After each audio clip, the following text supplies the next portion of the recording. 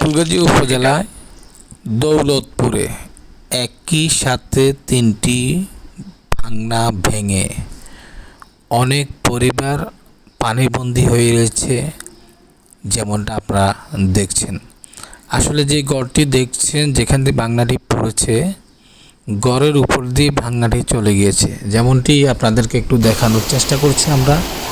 আসলে খুব ভয়াবহ অবস্থাতে কাটাচ্ছে। যেমন একটি বাড়ি দেখছেন, বাড়িটি পানিবন্দী হয়ে রয়েছে। আপনাদেরকে একটু দেখানোর চেষ্টা করছি আমরা।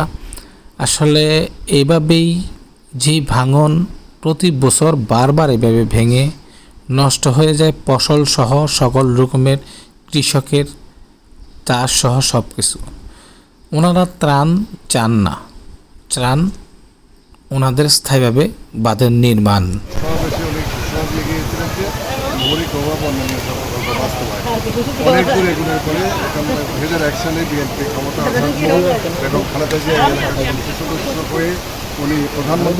ঘরবাড়িগুলো একদম পানির সংগমহীন হয়ে গিয়েছে, ভাঙার সম্ভাবনা অনেকগুলো ঘরবাড়ি।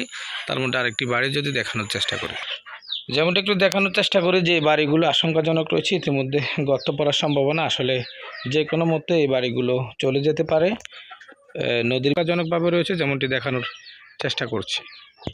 এই যে দেখানোর চেষ্টা করছি আসলে খাবার যে কলটি রয়েছে, কলের পানিও ঠিক মতন পাচ্ছে না তারা।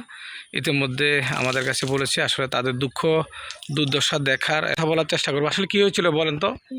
ঘরে অনেক পানি, এক বুক খাদে গেছে, বাচ্চা লোক দেখতে পারি না, রাঁধতে পারি না, খাইতে পারি না, চলতে পারি না, কিস্তি রয়েছে এই ঘর দিচ্ছি।